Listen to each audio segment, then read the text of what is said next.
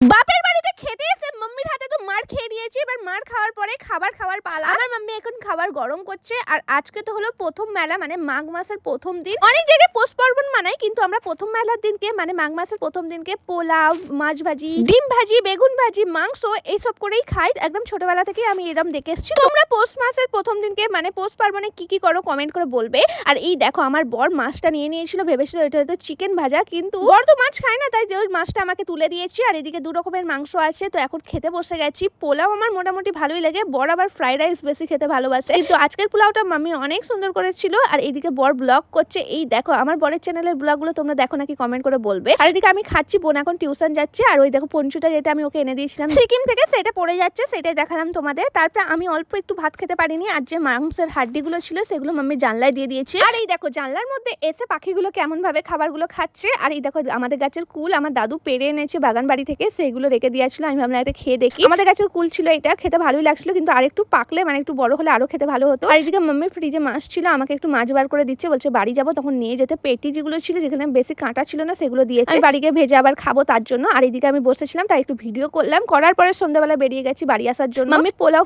Pack করে দিয়েছে, কিন্তু বর বলো পোলাওয়ের সঙ্গে একটু ডামস ওভেন খাবো, তাই ওইটাই ক্যাফেতে নিতে গেছি। তারপরে একটু কফি খাই ক্যাফেতে, তারপরে চলে আসি বাড়িতে। তো এইটাই ছিল আমাদের প্রথম